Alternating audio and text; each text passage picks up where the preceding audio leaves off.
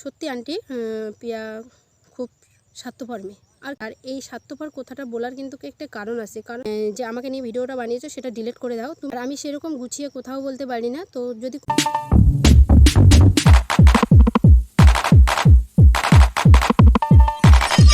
নমস্কার বন্ধুরা, দীপসোনা চ্যানেলে তোমাদের সবাইকে স্বাগত। আশা করি তোমরা সবাই ভালো আছো, সুস্থ আছো। আর আমরা মোটামুটি ভালো আছি। তো আজকে টাইটেল আর থাম্বনেল দেখে তোমরা বুঝে গেছো যে আজকে আমি কী নিয়ে ভিডিওটা বানাচ্ছি আর কেন বানাচ্ছি। আমি ভেবেছিলাম যে আর ভিডিও বানাবো না, তো বাধ্য হলাম এই ভিডিওটা বানাতে। তোমরা আমাকে অনেকেই বলেছিলে যে দিদিভাই ভিডিও দাও বন্ধ করো না, কিন্তু আমার আর ভালো লাগছিল না, সেই কারণে আমি আর ভিডিও বানাচ্ছিলাম করে। কেন আমি ভিডিও বানাচ্ছি সেটাই তোমাদের বলবো।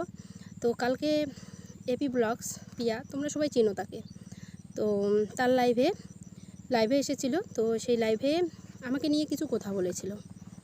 যেই কথাটা আমি তোমার যেমন বলেছিল যে মানুষের কমেন্ট বক্সে গিয়ে উল্টোপাল্টা কমেন্ট করেছে। আমি কিন্তু সবার কমেন্ট বক্সে গিয়ে উল্টোপাল্টাও কমেন্ট করিনি, খারাপও কমেন্ট করিনি। যেটা বলেছি, যেটা সত্য সেটাই আমি বলেছি। তো সেই 3 মাস আগের কথা, আমি কারো কোনো কমেন্ট বক্সে গিয়ে সেরকম কমেন্ট করিনি। একজনকেই আমি শ্রদ্ধা করি আর কি, সেই আন্টিরই কমেন্ট বক্সে গিয়ে কমেন্ট করেছি, যে সেটা হলো গীতা আন্টি, তার কমেন্ট বক্সে। তো কী হয়েছে, কিছুদিন আগে তোমরা সবাই জানো রিমি রূপা বলে একটা যে চ্যানেল আছে, সেই চ্যানেলে দিদি ভাইয়ের কিন্তু মেয়ের খুব শরীর অসুস্থ, বোন মেরু ট্রান্সফার করবে। তো সেখানে কিন্তু অনেক টাকা লাগে। তো অনেকের কাছে সাহায্য চেয়েছে দিদি ভাই। তো পিয়ার কাছেও সাহায্য চেয়েছিল, আর পিয়া 3 লাখ টাকা দিতেও চেয়েছে। কত যেন 20,000 মনে হয় দিয়েছিল, তারপরে 3 লাখ টাকা দিতে চেয়ে নাকি দিচ্ছিল না। এটাই আমি শুনেছি, যতটা, আমি তো নিজে জানি না, যতটা ভিডিওতে দেখেছি, যতটা রিমি রূপা বলেছে চ্যানেলে, আন্টির চ্যানেলে যেটা দেখেছি সেটাই। তো দিতে চেয়ে নাকি দিচ্ছে না, তো সেটা বলছিল আর কি আন্টির ওই চ্যানেলে। তো সেই ভিডিওটা দেখে আমার খারাপ লেগেছে, কারণ কাউকে সাহায্য করতে চেয়ে যদি না করা হয় তাহলে কিন্তু সত্যি খুব খারাপ লাগে। যেহেতু খুব অসুস্থ, যে ওটা দেখা যাচ্ছে, ওটা কিন্তু কোনো ফেক না যে ফ্যাক বলে বা ফ্যাক কথা বলে টাকা তুলছে তারপরে আর সেটা করছে না, এরকমও না। তারা কিন্তু একদম বোন মেরুর যে অপারেশানটা করবে সেটার কিন্তু একদম হসপিটাল থেকেই টাকাটা যাচ্ছে। সেই কারণে কিন্তু আমারও খুব খারাপ লেগেছে। তো সেই কারণে আমি একটা কথাই বলেছি কমেন্ট বক্সে, যে সত্যি আন্টি পিয়া খুব স্বার্থপর মেয়ে। আর কিচ্ছু বলিনি, তোমরা কমেন্টটা দেখে নিও, আমি সাইডে দিয়ে দিচ্ছি। তো এই কথাটা তখন যদি বলতো, খারাপ লেগেছে পিয়াকে, আমি জানি, খারাপ লাগারই কথা। আমাকে কেউ যদি স্বার্থপর বলে আমারও খারাপ লাগবে, খারাপ লাগারই কথা। তুমি তখনই বললে না কেন? বা সেই কমেন্টের নিচেও বলতে পারতে যে দিদিভাই তুমি এরকম করে কেন বললে। আর এই স্বার্থপর কথাটা বলার কিন্তু একটা কারণ আছে, কারণ ছাড়া কেউ কিন্তু কোনো দিন কিছু বলে না। তো যেটা হয়েছে, কালকে আমি হঠাৎ করে মেসেজ করেছিলাম যে যাই হোক, ও যদিও খবর না নেয় আমার মেয়ের, যেহেতু মেয়ের দায়িত্ব নিয়েছিল, কিন্তু কোনো দিন ফোন করে খবর নেয়নি যে আমি শেখাচ্ছি না বন্ধ করে দিয়েছি না কি করেছি, কোনো দিন খবর নেয়নি। তবু আমার মন থেকে হয়েছে, যখন ওই কমেন্টটা করেছিলাম তখন যেমন মনে হয়েছিল সত্যি স্বার্থপরতাগিরি করতেছে, সেই কারণে আমি বলেছিলাম। এখন আমার মনে হচ্ছে যেহেতু অসুস্থ শরীর, একটা খোঁজ নেওয়া দরকার, যেহেতু আমার কাছে কন্ট্যাক্ট নাম্বার আছে। আমি হোয়াটসঅ্যাপে বলেছিলাম দিদিভাই কেমন আছে, কোনো রিপ্লাই পাইনি। কিন্তু রিপ্লাই না পাওয়ার পরে কমেন্ট বক্স ওখানে তো কোনো কমেন্টের রিপ্লাই পাইনি, কিন্তু লাইভে এসে আমার সম্বন্ধে এসব কথা বলে গেল। তুমি যে আমাকে রান্না করে আমাদের বাড়িতে এসে রান্না করে খাইয়ে গেছো, এটা সোশ্যাল মিডিয়ায় সবাই জানে।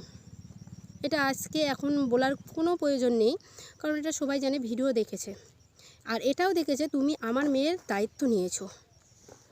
তো দায়িত্ব নিয়ে কতটা দায়িত্ব পালন করেছো সবাই তো বলতে পারে যে দায়িত্ব নিলাম। দায়িত্ব নেওয়া বলা এটা বড় ব্যাপার না। বড় ব্যাপার হচ্ছে দায়িত্বটা পালন করা। তুমি কি ঠিকঠাকভাবে দায়িত্বটা পালন করেছো? আর দায়িত্বটা পালন না করো, তুমি খোঁজ করে দেখেছো কোনো দিন যে দিদিভাই আমি একটু খারাপ পরিস্থিতিতে আছি? বা আমি তো তোমার পরিস্থিতিটা সম্পূর্ণ জানি, কারণ আমি একজন মা হয়ে কোনো সন্তানের কোনো কিছু হলে সেটা যে কতটা, সেই মাটার যে কতটা খারাপ লাগে সেটা আমি জানি। সেই তরফ থেকে আমি কিন্তু আর তোমাকে নিয়ে কোনো ভিডিও বানাইনি। আমি যদি চাইতাম যে তোমাকে নিয়ে নেগেটিভ ভিডিও বানাই, অনেক ভিডিও বানাতে পারতাম। তুমি যে বলছো না অনেক ভিডিও বানান, আর তুমি বলছো আমাকে সাহায্য করেছো, হ্যাঁ আমাকে সাহায্য করেছো। আর আমি কিন্তু তোমাকে এটাও বলিনি যে তুমি আমার মেয়ের দায়িত্ব নাও। আমি শুধু চ্যানেলটার সাহায্য চেয়েছিলাম, যাতে আমার চ্যানেলটা একটু দাঁড়ায়। আমি সেখান থেকে মেয়েদেরকে, আমি নিজের কষ্ট করা টাকায় যাতে আমি মেয়েকে মেয়েদেরকে পড়াতে পারি। তোমাকে কিন্তু আমি তোমার কাছে হাতও পাতিনি যে তুমি আমাকে কিছু দাও আমি মেয়েটাকে নাচ শেখাই। তুমি নিজেই যে বলেছো যে তোমার মেয়ে কী পছন্দ করে, আমি বলেছিলাম নাচ পছন্দ করে। তো তুমি বলেছে ঠিক আছে তাহলে ওর নাচের দায়িত্ব আমি নিচ্ছি। আমার বর এটাও বলেছিল তুমি যে ও যে বললো যে নাচের দায়িত্ব নেওয়ার কথা, তুমি কিন্তু ভর্তি করে দিও না, পরবর্তীতে যদি তোমাকে সাহায্য না করে তুমি কিন্তু চালাতে পারবে না।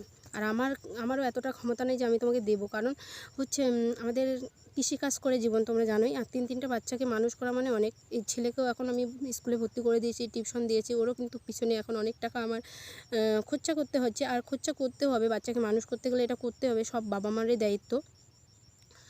তো তুমি কিন্তু আমাকে 1600 টাকা দিয়ে টাকা দেওয়া বন্ধ করেছো। আমি তোমার কাছে চাইও না যে টাকা দাও তুমি, কারণ তোমার ছেলে অসুস্থ, তোমার কাছে এখন অনেক টাকার প্রয়োজন। সেজন্য আমি আর কিছু বলিও না, চাইও নি। যখন তুমি বললে যে তোমাকে সাহায্য করেছি, সেটার থেকে বলছি, তুমি যখন এসেছো তার আগে আমার চ্যানেল মনিটাইজেশন হয়ে গেছে। আর তোমার সাহায্যতে আমার কিছু ভিউজ এসেছে, কিছু সাবস্ক্রাইবার এসেছে, এটুকু। কিন্তু তুমি যে আমার কি খবর নিয়েছো মেয়েটাকে আমি পড়াচ্ছি কি না? তারপর হচ্ছে দায়িত্ব নিলে, বললে, সব কিছু করলে, কিন্তু ঠিকঠাক মতো দায়িত্ব পালন করতে পারলে না। পালন করতে পেরেছো বলো? সেখান থেকে আমার মনে হয়েছে আমার কাছে টাকাটা বড় না, আমার কাছে একটা খোঁজ নেওয়াই হচ্ছে মানুষের মেন এসে। তুমি তো খোঁজটাও নিয়ে দেখলে না যে আমি নাচ শেখাচ্ছি কিনা। আমি কি তোমার কাছে কোনো দিন বলেছি যে দিদি ভাই নাচের টাকা দিতে হবে, তুমি টাকাটা দাও? কোনো দিন চেয়েছি? আমি তোমাকে একদিন ফোনও করেছিলাম, তো তুমি ফোন রিসিভ করোনি। আমার তখন মনে হচ্ছিলো, যখন তুমি ফোন রিসিভ করছো না, তখন আমার মনে হচ্ছিলো যে তুমি ভাবছো হয়তো আমি তোমাকে টাকার জন্যই কল করেছি। আসলে কিন্তু না, মানুষকে টাকা ছাড়া কি এমনি কল করতে পারে না? অবশ্যই কল করতে পারে। তুমি রিসিভ কলও করোনি, ব্যাক কলও করোনি, তখন থেকে আমিও আর কল করি না। তো আমার ওই কমেন্ট বক্স মানে যেই কমেন্টের কথা বলে তুমি বলছো কালকে এরকম কথা, এত কিছু কথা আমাকে শোনালে, তো সেটা আমার মনেই হয়েছিল, তখন আমি করেছি। এখনও কমেন্টটা আছে, আমি ডিলিট করিনি, কারণ আমি সত্যি কথা বলতে ভয় যেহেতু পাই না, তো সেহেতু হচ্ছে একটা কথাই তোমরা যে দেখে আসতে পারো যে আমি এই কথাটাই বলেছি, আর অন্য কোনো কমেন্ট বক্সে কোনো কথা আমি বলিনি।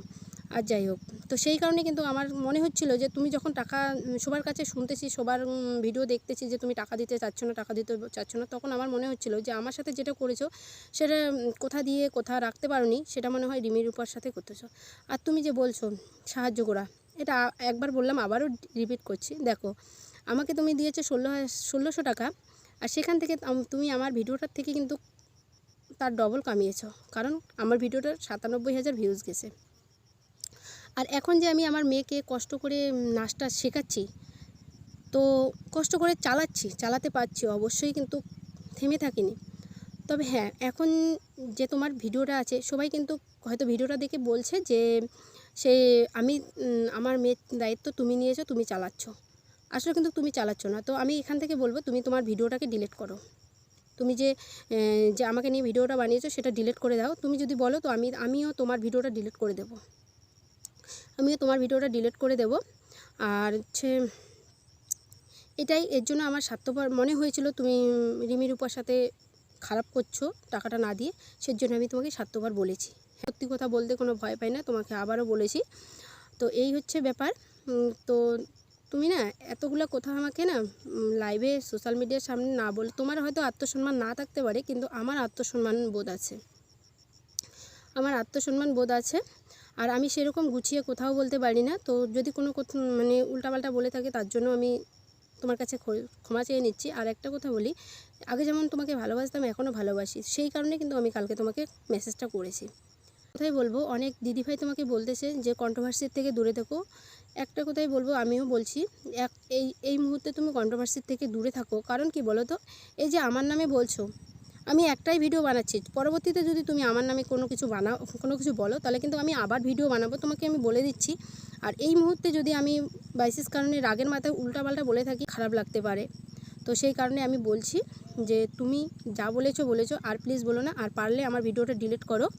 আমি চাই যে তুমি তোমার চ্যানেলের জন্য আমার ওই ভিডিওটা না দেখি, কারণ আমি আমার মেয়েকে কষ্ট করে চালাচ্ছি। তখন যদি আমার আত্মীয় স্বজন বা বাড়ির পাশে কেউ যদি দেখে ওই ভিডিওটা, তাহলে জানবে যে তুমি আমার মেয়েকে চালাচ্ছ, নাচের টাকা দিচ্ছ, চালাচ্ছ, তখন হয়তো ওরা এটাই ভাববে। তো সেই জন্য আমি বলছি যে তুমি ডিলিট করে দাও। তুমি যদি বলো তো আমি আমার ভিডিওটা মানে তোমার যে ভিডিওটা আছে সেটা আমি ডিলিট করে দেবো।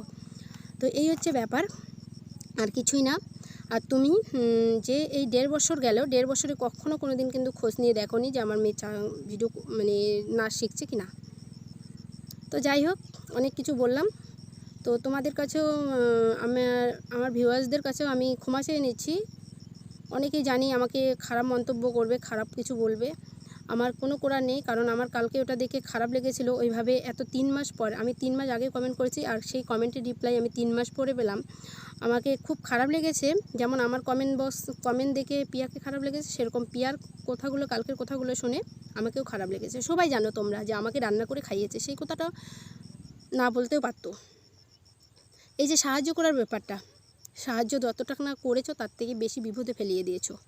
কারণ এখন যদি আমার বরের কাছে আমি টাকা চাই না, আমাকে নাচের জন্য, হ্যাঁ টাকা চাই, বরেই দেয়, বরেই চালায়, কিন্তু আমাকে কথা শোনায়, আমার কথা শুনতে হয় এখন তোমার জন্য একমাত্র। না আমি বেরিয়ে আসতে পারছি, তোমরা অনেকেই বলবে যে তাহলে বন্ধ করে দাও নাচ, কিন্তু কি জানো তো, আমার আত্মসম্মান বোধ আছে। একবার আমি মেয়েকে নাচ শিখিয়ে বন্ধ করে দিয়েছিলাম, তাতে মানুষ কোনো কিছু বলেনি। এখন যদি আবার আমি বন্ধ করে দিই তাহলে মানুষ হাসাহাসি করবে আমাকে নিয়ে, আর আমি সেটা পছন্দ করি না।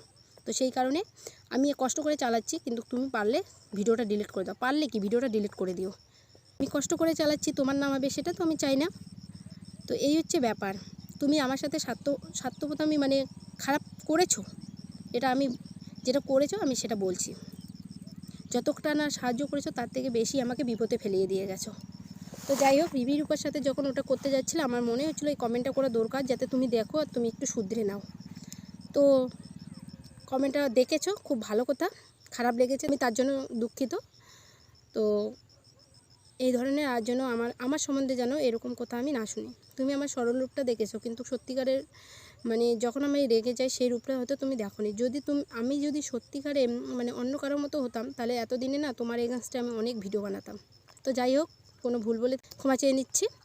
তো ভালো থেকো, আমি চাইবো তুমি এই মুহূর্তটা ভালো থেকো, কারণ তোমার শরীরে অসুস্থ, সেই জন্যই বলছি যে এই মুহূর্তটা তুমি কন্ট্রোভার্সির থেকে দূরে থেকো আর ভালো থেকো। আর মানুষ কে কী বললো, কে কী বললো না, সেই কথায় কান না দিয়ে নিজের মতো করে কাজ চালিয়ে যাও। ভালোবাসতাম, এখনও ভালোবাসি। তো সেই ভালোবাসার থেকেই বলবো, তুমি আর এমন কারো বিরুদ্ধে বা কারো কমেন্ট বক্স দেখে কারো সঙ্গে এরকম আচরণ করো না, যাতে তোমার পরবর্তীতে খারাপ হয়।